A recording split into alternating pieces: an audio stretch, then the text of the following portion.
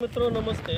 कृषीभूषण R D Patil sir शेती तंत्रज्ञानाअंतर्गत आज आपण जवळा या ठिकाणी जिल्हा अहिल्यानगर या ठिकाणी आपल्या ग्रुपचे सभासद सचिन मंडले सर आहेत त्यांच्या प्लॉटमध्ये आलेलो आहोत. एकंदरीत हा संपूर्ण प्लॉट आहे हा 5 एकरमध्ये आहे.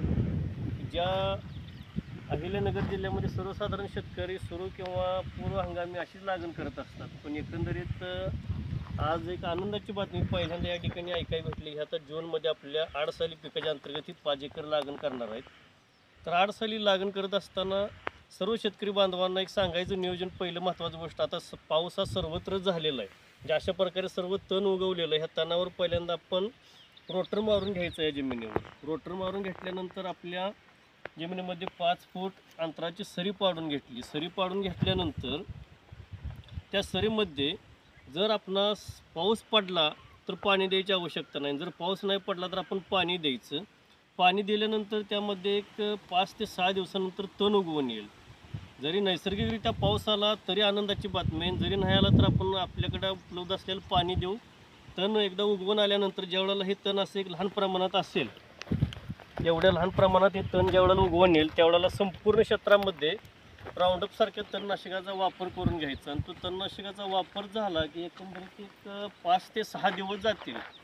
5 ते 6 दिवसानंतर पुन्हा आपण बरोबर आपली जे 1-2 फूट अंतरावर जी लागण करायची आहे शुद्ध चांगले बियाणाची त्या पद्धतीची व्यवस्थित बीज प्रक्रिया करून लागण करायची.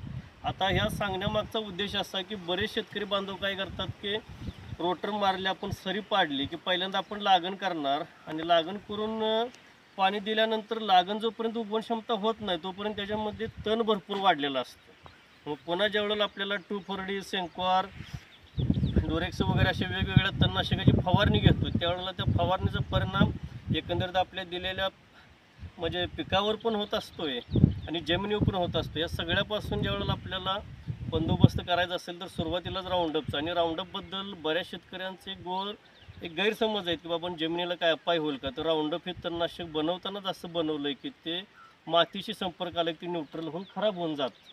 त्यामुळे राऊंडअपचा वापर करायचा. राऊंडअपचा वापर झाल्यानंतर एक 6 ते 7 दिवसानंतर बरोबर लागण सर्वांनी या पद्धतीनं करायची. आता तसं आपलं ठिबक सिंचनवरच करायचं आहे ना, ही 5 फुटाची लॅटरलवर.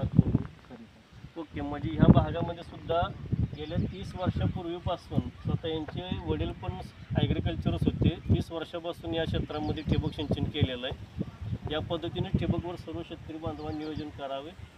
धन्यवाद.